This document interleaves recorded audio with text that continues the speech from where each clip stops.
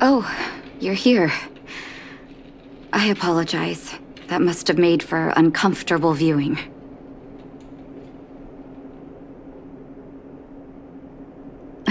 Don't let your emotions get the better of you. If I were in his shoes, I might well have had the same reaction.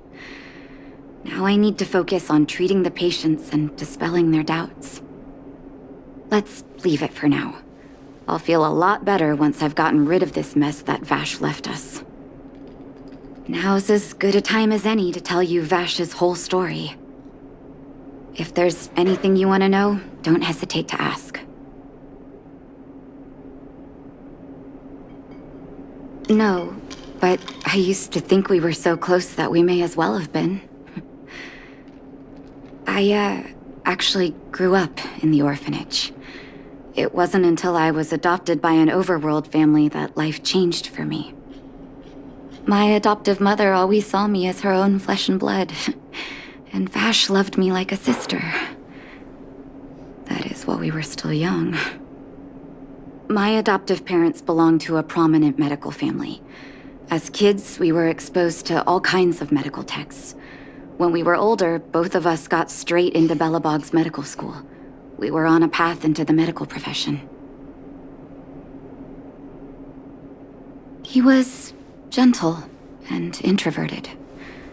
But when it came to work, he could be absurdly obsessive, like a completely different person. Whenever I made a mistake in an experiment, he'd bite my head off. And then a while later, he'd apologize and comfort me. He was conflicted in that way. I didn't know he had leftover reagents in Rivet Town. I was shocked when you told me. If you fail to make a clean break with the past creeps up on you.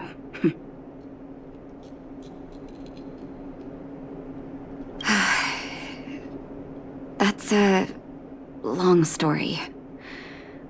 Ever since he was little, Vash had always wanted to develop a medicine called blizzard immunity.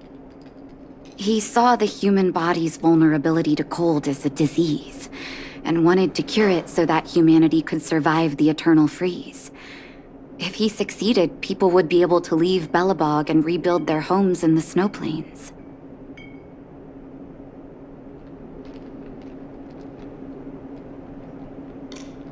To be honest, I never understood how he'd achieve that blizzard immunity.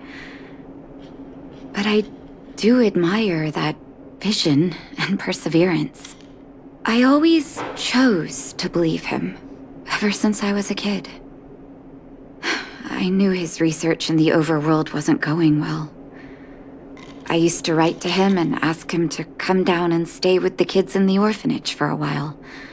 I thought it might help take his mind off his research. But I was too young to know what long-term frustration could do to a person. It changed him in a terrible way.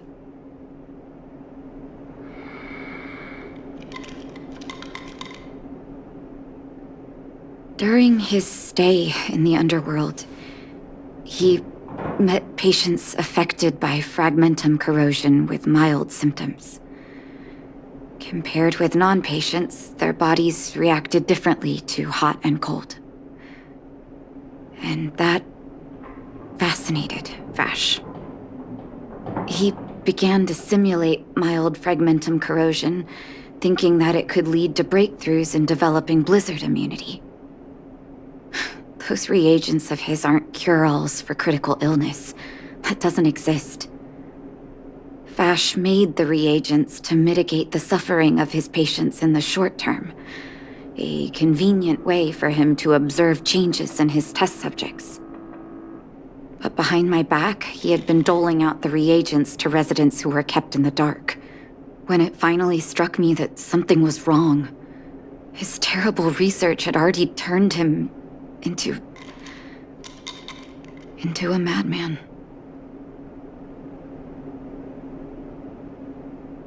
I trusted Vash with all my heart. Funny, isn't it? And pathetic. When his experiments were exposed, I spent a long time with Oleg discussing how to handle the aftermath. This was shortly before the Underworld was sealed off. There were hardly any Silvermane guards remaining. We spent ages trying to find a way to handle Vash. In the end, Oleg suggested that we banish him and permanently deny him access to the Underworld. Had his victims found out the truth, Vash would have been torn to pieces by furious Underworlders. I was young and weak at the time. Oleg must have worried about how I'd react to such a scenario, or he wouldn't have suggested banishment.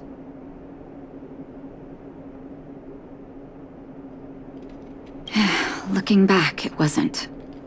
He deserved much worse. Oleg and I took Vash to the Overworld. He made his final request to us, to take him outside the city to the snow plains he'd always wanted to conquer. His figure gradually disappeared into the snow curtain. I've been telling myself that Vash is dead ever since. Forgive me. I'm not good at telling stories.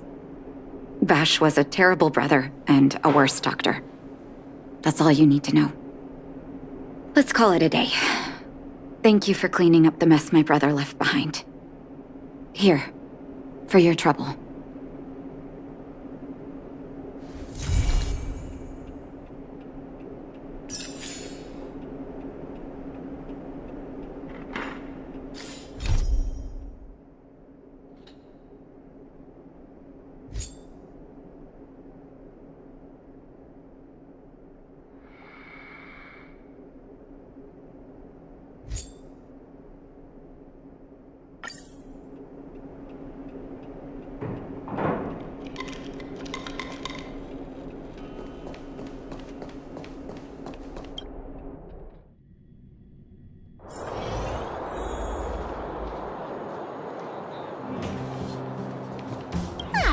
Honorary member of the Moles, listen up. Thank you for helping Hook find the detector. But now, Hook needs to ask you another favor. I haven't even mentioned what this is about, but that's the spirit. You truly are an honorary member of the Moles. Hook and Daddy's birthday is approaching. Every year at this time, we exchange gifts and celebrate our birthday together.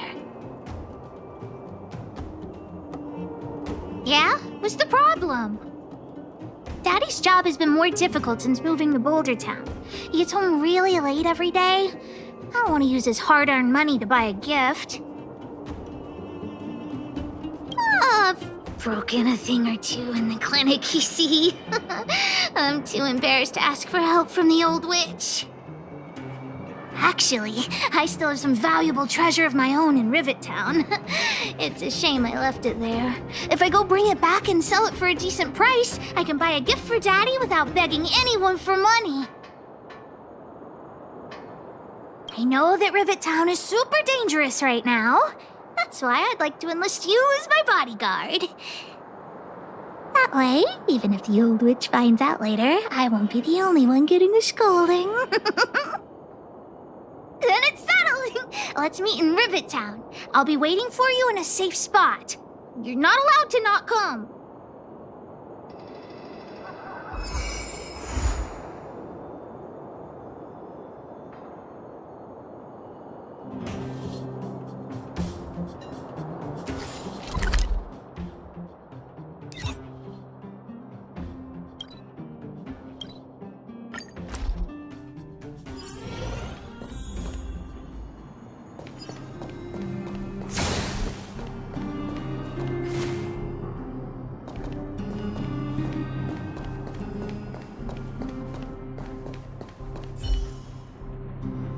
What took you so long? Hook's been waiting here for ages.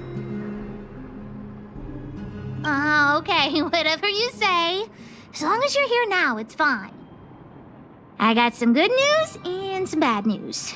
Which do you want to hear first? Julian is willing to contribute to our adventure. Look, he gave me this gardening shovel. The bad news is that he asked us to help him get some treasure. Otherwise, he'll tell the old witch about our plan.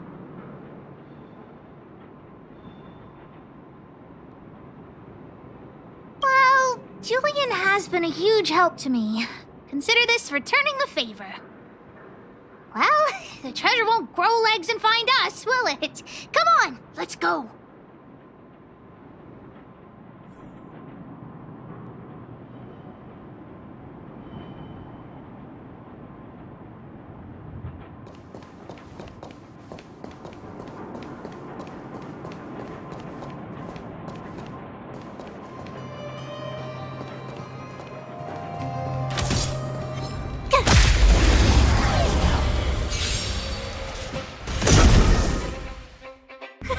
A gift from the stars.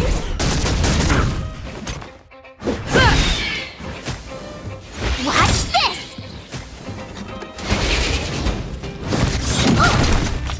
Stay back, Clara. Commencing annihilation. Who's the lucky one today?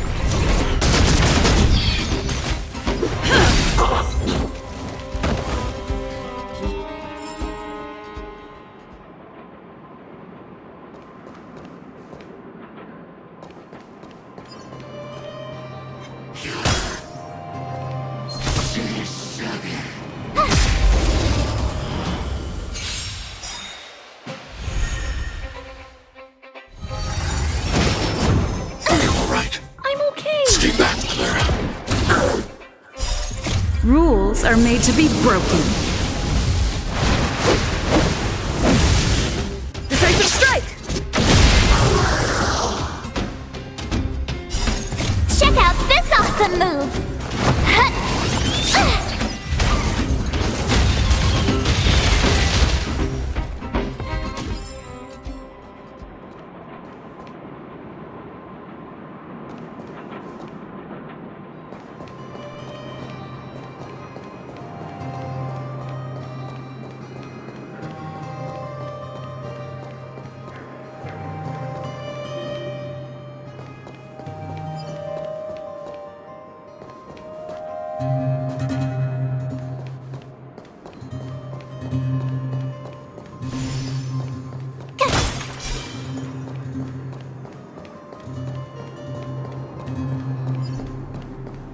Julian's adoptive parents used to own a business in this area.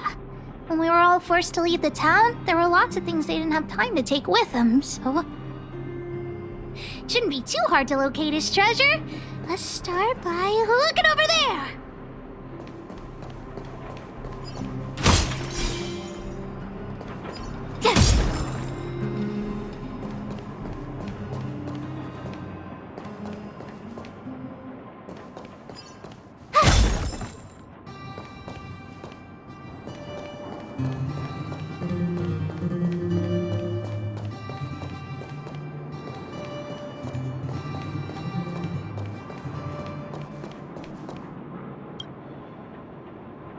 We found Julian's treasure!